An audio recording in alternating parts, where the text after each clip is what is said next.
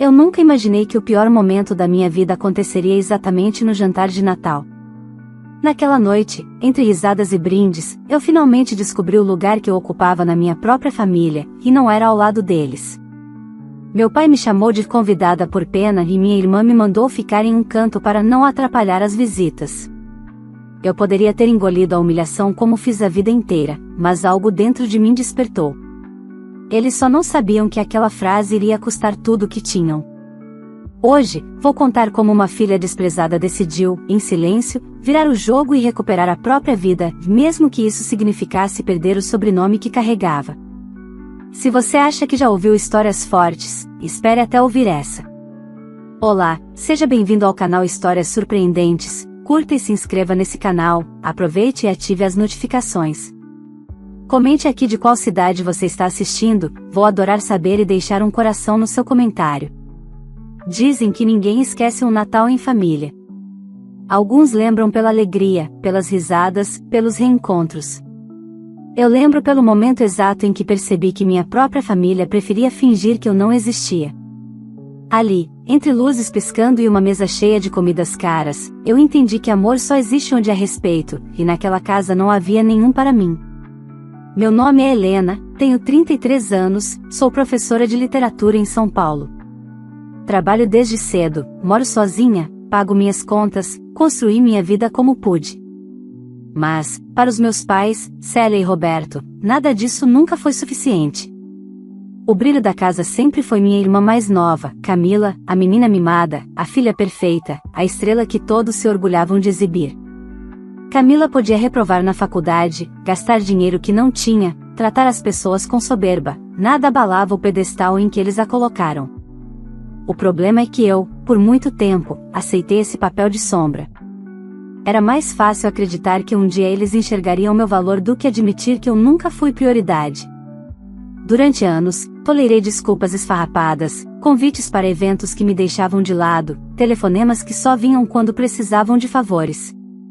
Eu me virava em mil para tentar fazer parte de uma família que não queria que eu pertencesse a ela. Até que chegou o Natal do ano passado, e tudo explodiu de vez. Aparentemente, era um jantar comum. A casa estava decorada como se fosse cenário de novela, tons dourados, mesa posta com talheres que minha mãe guardava para visitas importantes, arranjos de flores em cada canto. Eu tinha preparado um presente para cada um, mesmo sabendo que provavelmente não seria valorizado. Passei perfume, escolhi uma roupa bonita, ensaiei mentalmente assuntos para conversar, eu só queria ser parte de algo. Só queria ser filha. Quando cheguei, antes mesmo de tirar o casaco, meu pai me recebeu na porta. Não com abraço. Não com sorriso. Com uma sentença que mudaria minha vida. Helena, só te chamamos por pena, tá? Não queremos que você fique muito tempo porque precisamos dar atenção ao noivo da Camila e aos sogros. É o primeiro Natal deles com a gente. As palavras entraram como lâminas. Eu congelei. Antes que eu conseguisse responder, Camila se aproximou com um sorriso forçado, segurando uma taça de espumante. É isso aí, mana. Fica num cantinho, tá? Não atrapalha a conversa. A gente quer causar uma boa impressão. A sala inteira riu, achando graça. Eu fiquei ali parada, segurando as sacolas com os presentes que embrulhei com tanto cuidado. Por um segundo, cogitei entrar, engolir a humilhação mais uma vez, fazer de tudo para ser aceita naquele universo onde eu sempre era tratada como intrusa. Mas algo dentro de mim, algo que eu escondia há anos, acordou. Foi como se o chão se abrisse sob meus pés e eu enxergasse, pela primeira vez, a verdade sem filtros. Eu continuava tentando caber onde nunca fui bem-vinda. Eu virei as costas e fui embora sem dizer uma palavra. Naquela noite, não chorei. Não gritei. Não quebrei nada. Eu simplesmente voltei para meu apartamento silencioso e me encarei no espelho. Doeu admitir, mas foi libertador. Eu estava lutando para ser parte de uma família que nunca me quis. E, pela primeira vez na vida, eu senti que algo ia mudar, não porque eles fariam melhor, mas porque eu finalmente faria. Eu não sabia ainda, mas aquele jantar de Natal seria o estupim da maior transformação da minha vida. E essa mudança não viria em forma de gritos, nem vingança teatral. Ela viria em silêncio. Um silêncio que destruiria tudo que meus pais acreditavam que controlavam. Porque naquele Natal eu descobri algo precioso: quando uma mulher finalmente se escolhe, ninguém consegue detê-la. No dia seguinte ao jantar, acordei com aquela sensação de que tudo tinha sido um pesadelo. Mas não era. A frase do meu pai ainda ecoava na minha cabeça como um anúncio em alto-falante: só convidamos por pena. Eu repeti mentalmente tantas vezes que fui ficando entorpecida, como se meu corpo tentasse se acostumar à dor para sobreviver. Eu me levantei devagar, fiz café, sentei à mesa e encarei a xícara quente nas mãos. Pela primeira vez, não chorei. Pela primeira vez, eu não tentei justificar o comportamento deles. Pela primeira vez, eu só aceitei os fatos, e isso foi assustador e libertador ao mesmo tempo. No meu celular, dezenas de mensagens da minha mãe e da Camila apareciam na tela. Não eram pedidos de desculpa, muito menos preocupação comigo. Eram ordens: você saiu sem dar tchau, foi deselegante. Você fez seu pai passar vergonha na frente das visitas. Pelo menos seja adulta e agradeça pelo convite, não é todo mundo que tem uma família como a nossa. Eu reli tudo, uma a uma, sentindo o desprezo escorrendo de cada palavra. A culpa não era deles. Era minha. Eu havia permitido aquilo durante anos. Eu bloqueei o grupo da família pela primeira vez na vida. E então fiz algo simples, mas simbólico: tirei da geladeira o peru assado que eu tinha preparado para levar ao jantar, e comi sozinha, ouvindo música, do meu jeito. Sem tentar ser aceita. Sem pisar em ovos. Eu comi em silêncio, e naquele silêncio nasceu um tipo de força que eu nunca tinha experimentado. Nos dias seguintes, meu pai continuou mandando mensagens, sempre com cobranças. Você deve desculpas ao noivo e aos sogros da sua irmã. Seu comportamento foi imaturo. Eu li e apaguei. Não respondi nenhuma. Minha mãe me ligou 23 vezes em 2 dias. Na 24ª, atendi. O tom dela era o mesmo de sempre: doce por cima, veneno por baixo. Helena, isso tudo foi um exagero da sua parte. Você saiu de lá como se tivesse sido expulsa. Seu pai estava preocupado com nossos convidados, só isso. Ele me disse que me convidou por pena, respondi com calma. O silêncio do outro lado foi rápido, incômodo, revelador. Ah, filha, às vezes seu pai fala sem pensar. E Camila? Ela me mandou ficar num canto para não atrapalhar. Ah, você sabe como ela é impulsiva. Não leve tudo tão a sério. E ali eu entendi. Para eles, o erro nunca era deles. O problema era sempre minha reação ao que faziam. A humilhação era tolerada, a indignação não. Você vem no ano novo? Minha mãe perguntou como se nada tivesse acontecido. Não. Ela bufou. Você está fazendo drama. Logo passa. Mas dessa vez não iria passar. Não havia volta. Desliguei o telefone e naquele instante percebi que minha família sempre esperou que eu aceitasse migalhas emocionais com gratidão. Eu era a que não podia fazer exigências, a filha invisível que só existia quando conveniência exigia. Camila era o centro. Eu era o pano de fundo. Eu continuei minha vida, trabalhando, dando aulas, corrigindo provas. Por fora, tudo parecia normal. Mas por dentro, um plano se formava, não um plano de vingança gratuita, não um rompante emocional. Mas um plano de libertação. E essa libertação envolveria algo que eles nunca esperariam: frieza e estratégia. Cerca de uma semana depois, recebi uma ligação inesperada de André, meu ex-namorado. Ele trabalhava como consultor financeiro. Tínhamos terminado há 3 anos, mas sempre mantivemos respeito mútuo. Conversamos rapidamente, como velhos conhecidos. Quando mencionei, sem detalhes, que estava me afastando da minha família depois de uma situação de desrespeito, ele ficou em silêncio por um momento e disse: às vezes a gente só descobre quem ama quando para de servir. Aquilo bateu fundo. Depois da ligação, senti uma urgência. Abri uma gaveta que eu não mexia fazia meses e tirei de lá uma pasta com documentos que meus pais tinham pedido para eu assinar só para facilitar os trâmites. Eu nunca tinha lido direito. Confiava. Confiava demais. Quando comecei a ler, meu coração congelou. Meu nome estava vinculado a um empréstimo. Às contas da casa deles. A uma compra parcelada em meu nome. A despesas que eu jamais tinha autorizado. Eu era responsável legal por dívidas que não eram minhas, e eles nunca me contaram. O jantar de Natal tinha sido só a superfície da rejeição. O iceberg estava ali, exposto em páginas timbradas. Eu respirei fundo.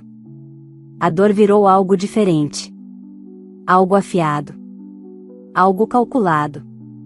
E pela primeira vez eu sussurrei para mim mesma, não como pedido, mas como promessa: nunca mais vão me usar. Nunca mais vão me humilhar. Nunca mais vão me tratar como sobra. E eu estava pronta para o próximo passo. Naquela noite, espalhei os documentos sobre a mesa da sala. Meu nome aparecia como fiadora de um financiamento que meus pais tinham feito há quase 2 anos. Eu também constava como corresponsável por um cartão de crédito que não estava em minhas mãos, mas que vinha sendo usado há meses, e as faturas estavam atrasadas. Além disso, descobri uma conta conjunta, aberta sem meu conhecimento pleno, na qual constava meu CPF e uma assinatura que eu lembrava de ter feito, mas sem saber exatamente do que se tratava. Eles tinham usado minha boa vontade e minha ingenuidade como ferramenta financeira. Meu peito queimava. Não era só mágoa, era humilhação transformada em lucidez. Eles nunca me incluíram como família, mas me incluíram como garantia. Eu era invisível na mesa de jantar, mas essencial no banco. Tive vontade de gritar, mas em vez disso, respirei fundo. Não podia agir com impulsividade. Se eu quisesse sair dessa, precisaria ser mais estratégica do que eles jamais imaginariam. Na manhã seguinte, procurei um escritório de advocacia especializado em direito financeiro. A advogada que me recebeu, doutora Patrícia, era direta, séria, daquelas pessoas que passam confiança com o jeito de falar. Expliquei tudo, entreguei os documentos, mostrei as dívidas, e ela analisou com cuidado. Depois de alguns minutos em silêncio, ela me olhou nos olhos e disse: Helena, o que sua família fez com você não é só imoral. É perigoso. E você precisa se proteger. Aquelas palavras soaram como um diagnóstico de uma doença que eu fingia que não tinha.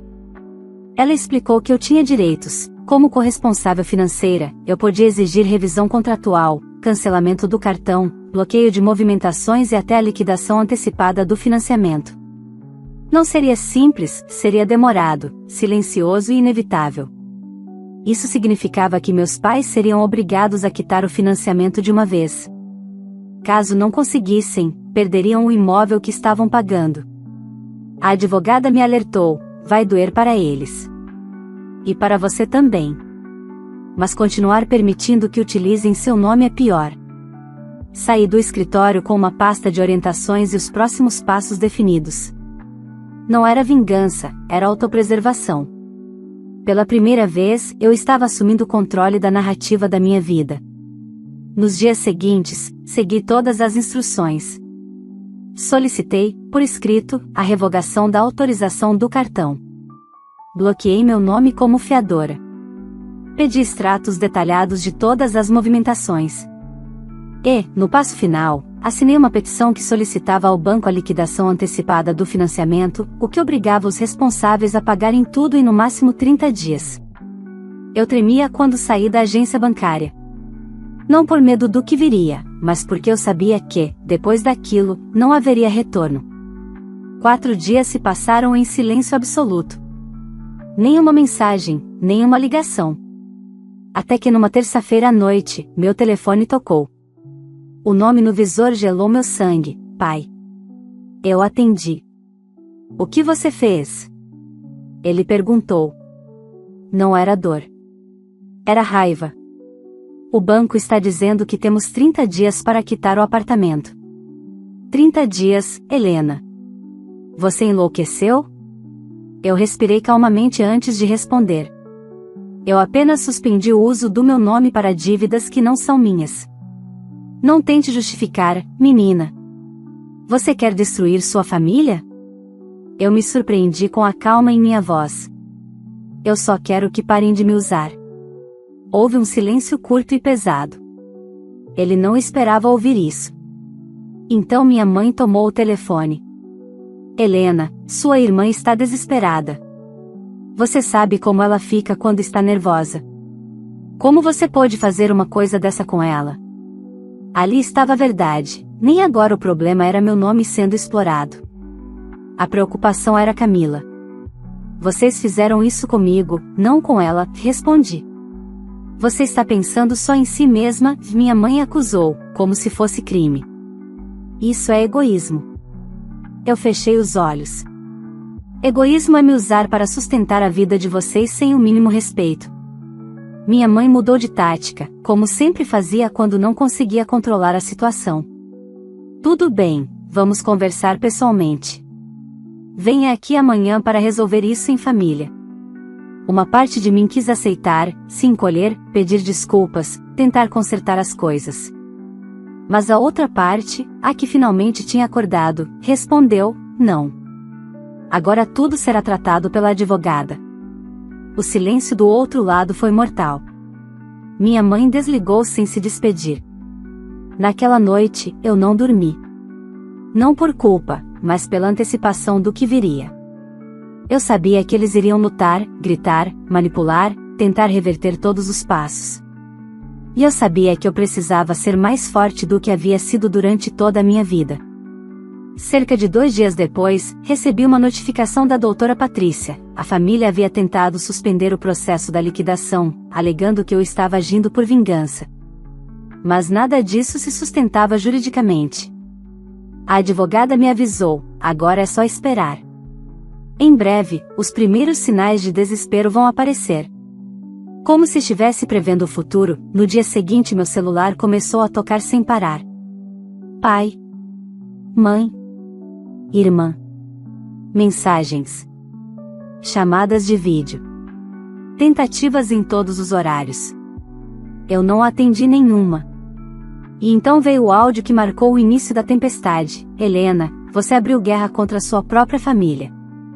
Espero que esteja preparada para o que virá. Eu estava. E, pela primeira vez, não tinha medo. O silêncio que eu esperava não veio. Em vez disso, a pressão aumentou como uma onda prestes a arrebentar. No terceiro dia após a notificação do banco, alguém bateu na porta do meu apartamento com força suficiente para estremecer o batente. Quando olhei pelo olho mágico, reconheci imediatamente Camila. Ela estava diferente do habitual, roupas amassadas, maquiagem borrada, o que já dizia muito sobre o estado dela. Abri a porta apenas o suficiente para não parecer covardia, mas mantive a corrente presa. Helena, que palhaçada é essa? Ela disparou, já com os olhos marejados. Você quer ferrar a nossa vida? É isso? Você não aguentou me ver feliz e agora quer destruir tudo? Eu fiquei parada, imóvel, enquanto ela me acusava. Você sempre teve inveja de mim, e ela continuou, sempre quis ser melhor, mas nunca conseguiu. E agora vai acabar com o nosso apartamento por capricho? Respirei fundo. O seu apartamento foi financiado usando o meu nome. E daí? Ela rebateu tão rápido que me cortou o ar. Você é nossa família, não é? É obrigação ajudar. Você devia ter orgulho de poder fazer isso por nós. A convicção na voz dela doeu mais do que as palavras. Ela realmente acreditava nisso. Eu deveria ter orgulho de ser usada? Perguntei em voz baixa. Ela não respondeu. Apenas cruzou os braços e me lançou um olhar de desprezo. Não interessa. Você vai cancelar isso agora. Vai ligar pro banco e resolver. Se não, você nunca mais pisa na casa dos nossos pais. Nunca mais será parte da nossa família. Eu quase ri. O ultimato que antes me destruía agora não significava nada. Eu já não fazia parte, respondi. Camila prendeu a respiração, como se eu tivesse batido nela. Então começou a chorar, não por arrependimento, mas por medo da queda. Era sempre assim.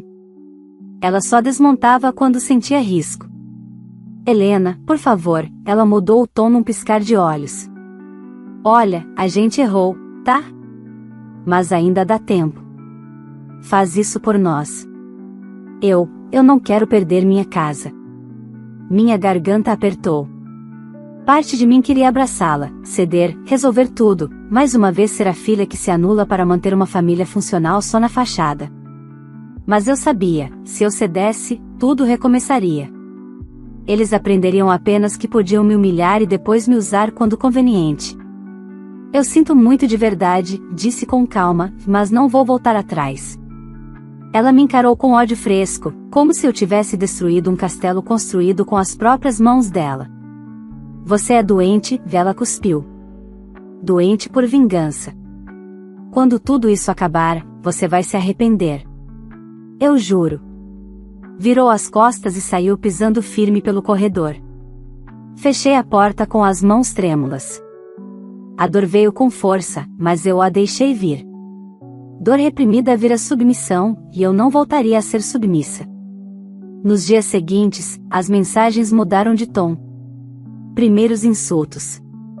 Depois súplicas. Depois tentativas de manipulação emocional. Meu pai gravou um áudio dizendo: "Você é ingrata, Helena. Fizemos de tudo para você e esse é seu agradecimento." Minha mãe escreveu: "As pessoas vão te virar as costas quando descobrirem o que você fez com a própria família." Mas o pior foi de Camila: "Se nos tirarem do apartamento, você vai destruir o casamento. Eu vou perder tudo por sua culpa." E então veio o que mais me machucou: se eu tiver uma crise de ansiedade por causa disso, a responsabilidade é sua. Lembrei de todas as vezes que eu assumia culpas que não eram minhas, quando Camila errava na escola e eu levava bronca, quando ela gastava dinheiro e eles falavam que eu deveria lhe inspirar responsabilidade, quando ela era cruel com outras pessoas e eu era acusada de não saber conversar com a irmã.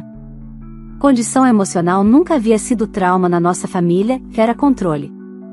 Eu estava mexendo no celular quando recebi ligação da doutora Patrícia. "Helena, o banco manteve a liquidação antecipada. Seus pais terão exatos 22 dias para pagar. Eles tentaram revisão contratual, mas não conseguiram. Agora não existe saída fácil." Eu agradeci, mas antes de desligar, ela completou: "Prepare-se. Eles vão agir com desespero quando a contagem começar a apertar." Ela tinha razão. 2 dias depois, quando voltei do trabalho, encontrei meus pais parados no hall do meu prédio. Meu pai estava sério, o tom autoritário de sempre. Minha mãe fingia fragilidade segurando um lenço. "Vamos conversar", meu pai ordenou. "Não tenho nada a falar." "Tem sim. Você vai entrar no carro. Agora." Me congelou a familiar tentativa de comando, mas eu não me movi. "Eu não sou mais criança. E você não manda mais em mim." Ele riu, um riso sem humor. "Quem você pensa que é? Você sempre foi dependente emocionalmente da gente. Acha que pode romper e sobreviver sozinha? Uma hora vai voltar rastejando." Minha mãe completou, teatral: "E quando voltar, talvez seja tarde demais." Eu os encarei com uma calma que nem eu sabia que tinha. "Já é tarde.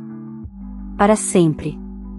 Meu pai fez menção de me segurar pelo braço, mas o porteiro apareceu, e eles se afastaram. Antes de sair, minha mãe deixou a última frase: "Não existe castigo maior do que ser sozinha. Você vai aprender." Quando o elevador fechou, as lágrimas caíram. Não porque eu duvidava da minha decisão, mas porque, naquele instante, eu aceitava que não havia mais família para perder. Eu só ainda não sabia que essa ruptura seria o início da minha reconstrução, e que algo muito maior estava prestes a acontecer.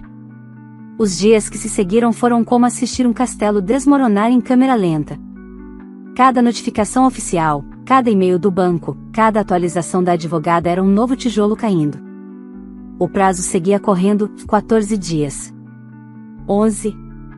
9. Eu não procurava notícias da minha família, mas elas chegavam de um jeito ou de outro. funcionários do condomínio comentavam, vizinhos enviavam prints de publicações veladas da minha mãe e da Camila nas redes sociais, frases como quando você ajuda alguém a vida inteira e é apunhalado pelas costas e o castigo do egoísmo é a solidão. Eu não respondia. Não me defendia. Silêncio absoluto. O silêncio, percebi, era o que mais os destruía. No 10º dia antes do fim do prazo, recebi uma ligação inesperada, de um número desconhecido. Atendi por impulso. Helena? Perguntou uma voz feminina. Aqui é Vera, mãe do Lucas, o noivo da Camila. Podemos conversar? Meu corpo enrijeceu. Eu já imaginava o motivo. Não tenho nada a tratar com ninguém da sua família, respondi. Eu sei. Eu só te peço alguns minutos. Não para pedir nada, mas para te contar algo. A hesitação na voz dela era sincera, e curiosamente, não havia hostilidade. Concordei em encontrá-la num café próximo ao meu prédio. Ela chegou sem maquiagem, com expressão cansada, e sentou à minha frente como quem está prestes a dizer algo que guardou tempo demais. Helena, eu nunca fui próxima da sua família. Mas conheço sua irmã há 4 anos, ela começou, mexendo na xícara com nervosismo. Antes de qualquer coisa, quero dizer que você não está louca. Eles realmente trataram você diferente durante a vida inteira. Eu não esperava aquilo. O Lucas percebeu isso nas reuniões de família, e ela continuou. Sua mãe critica tudo que você faz, e o seu pai age como se qualquer conquista sua não tivesse valor. Camila sempre foi tratada como princesa, e aprendeu a agir como uma. Doía ouvir, mas também validava tudo que eu sempre temi não ser real. Quando o banco mandou a notificação, Camila surtou, e Vera disse. Primeiro culpou você, depois culpou o Lucas, depois nos culpou. Ela disse que você não tinha o direito de negar o nome para eles. Era o meu nome, respondi, com frieza. Era o pouco que eu ainda tinha. Vera respirou fundo. Eu não vim pedir que você desista do processo. Não vim pedir que você salve minha família. Eu vim pedir para que você não se culpe. Você só está colocando limite onde nunca existiu. Essas palavras quebraram algo em mim, não em dor, mas em reconhecimento. Alguém finalmente enxergava. E tem mais uma coisa, ela continuou. A Camila e seus pais estão planejando colocar a culpa do rompimento do noivado em você. Já estão preparando a narrativa para se vitimizar. Eu já esperava por isso. Eu só achei que você merecia saber, ela completou. Eu agradeci, não por lealdade, mas porque pela primeira vez alguém olhava para minha história sem distorções. Quando voltei para casa, encontrei um buquê enorme de flores na porta do meu apartamento. O cartão dizia apenas, vamos reconstruir tudo. Seja madura. Nos ajude. O nome, mãe. Joguei as flores no lixo ainda no corredor. Naquela noite, o telefone tocou de novo. Meu pai. Ignorei. Tocou outra vez. E mais outra. Até que eu não tive alternativa a não ser ouvir o que ele tinha a dizer. Helena, você ganhou. Parabéns. Ele disse como quem mastiga orgulho. Nós não conseguimos o dinheiro. Vamos perder o apartamento. Está feliz? Você destruiu sua família e seu nome vai ser lembrado por isso. Havia desprezo, mas também desespero. E agora, culpa. Eu não destruí nada, respondi, firme. Só parei de sustentar o que nunca me incluía. Minha mãe tomou o telefone. Camila está arrasada. Ela não dorme, não come, está em crise porque você fez isso. Nem no noivado dela você pensou. Aquilo me atravessou, como sempre, Camila era o sol e tudo girava ao redor dela. Você acha que eu existo apenas para facilitar a vida da minha irmã, eu disse. É sua obrigação como filha. Ela explodiu. Minha obrigação é viver minha vida, respondi, e desliguei. A contagem seguiu. 8 dias. 6. 5. 4. No terceiro dia antes do prazo final, eu estava chegando em casa quando encontrei Camila sentada na escada do prédio, com o celular na mão e o olhar completamente perdido. O noivado acabou, ela disse, antes mesmo que eu perguntasse. A família do Lucas disse que não quer vínculos com gente irresponsável. Disse que não quer se envolver em confusão financeira. Ele terminou comigo. Ela chorava compulsivamente. Eu congelei. Eu perdi tudo, Helena. Tudo.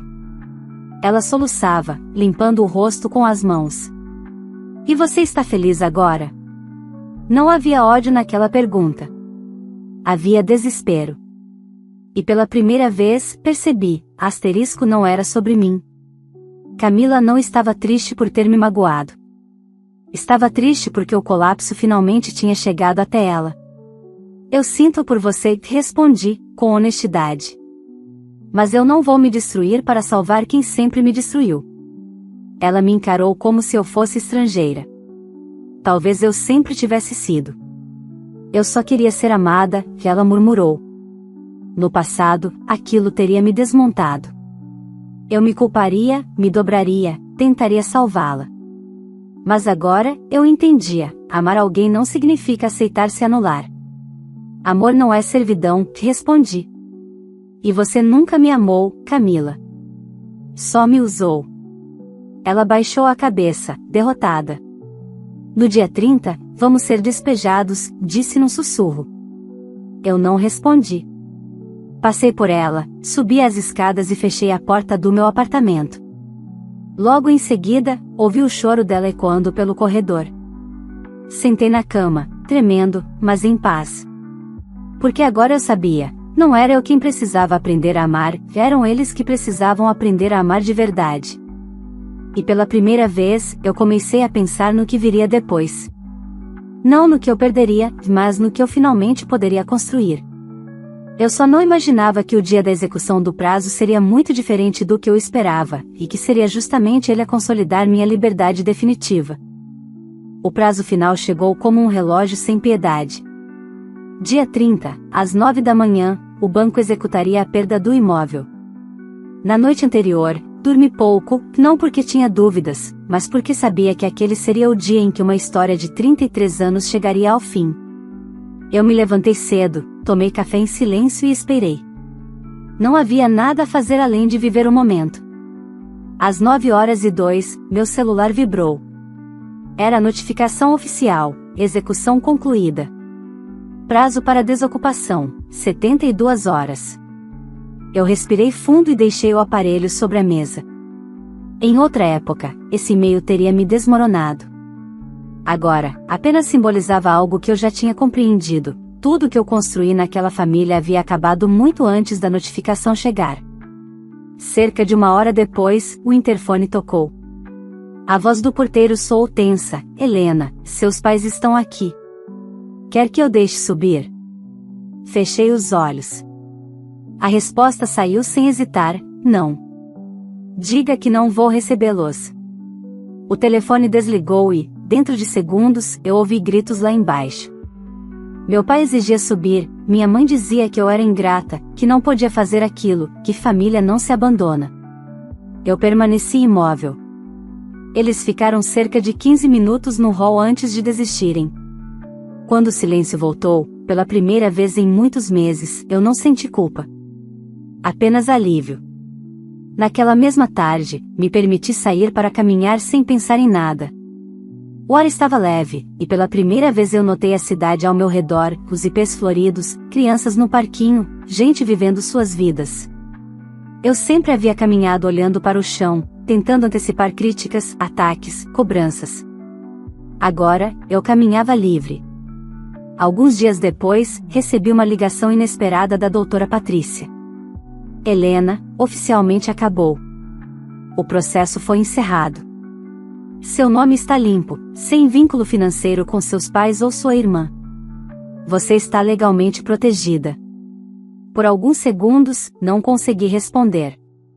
Era surreal ter minha vida devolvida para mim depois de tanto tempo. Obrigada, foi tudo o que consegui dizer. Naquela mesma semana, decidi me mudar do apartamento. Eu ainda não sabia para onde, mas sabia que precisava de um recomeço físico, um lugar que não tivesse lembranças de noites chorando sozinha no sofá depois de tentativas fracassadas de pertencer. Passei dias visitando bairros, olhando imóveis pequenos, bairros tranquilos, lugares onde eu poderia ser apenas Helena, sem rótulos, sem obrigações emocionais, sem ser pano de fundo. Um dos corretores sugeriu um loft simples, em uma região mais calma, com varanda e bastante luz natural. Quando entrei, senti algo inexplicável. Não era luxo, não era status, era paz. Fechei negócio na mesma semana. Enquanto eu encaixotava minhas coisas, encontrei uma foto antiga, eu e Camila ainda crianças, abraçadas, sorrindo. Por alguns segundos, o peso da nostalgia bateu. Talvez, em algum momento distante, nós tenhamos sido irmãs de verdade. Talvez, quando éramos pequenas, antes da preferência, antes das comparações, antes das disputas inventadas pelos meus pais, houvesse algo puro entre nós. Mas aquilo não existia mais, e aceitar isso também fazia parte da minha cura. No dia da mudança, vi pela última vez o prédio onde eu havia me diminuído tantas vezes. Fechei o porta-malas, respirei fundo e parti. Ninguém me ligou. Ninguém perguntou onde eu estava. Ninguém apareceu para ajudar. E, surpreendentemente, não doeu. Doía quando eu esperava amor. Agora, tudo que havia era realidade e liberdade. As semanas seguintes foram um período de reconstrução silenciosa. Comprei uma estante de livros nova, uma planta para a varanda, uma poltrona confortável. Comecei a cozinhar apenas para mim, como um gesto de carinho próprio. Aos poucos, a culpa se dissolveu e deu lugar a uma sensação inesperada de pertencimento, não a uma família, mas a mim mesma. Um mês depois, recebi uma mensagem de um número desconhecido. Não havia nome, nem foto.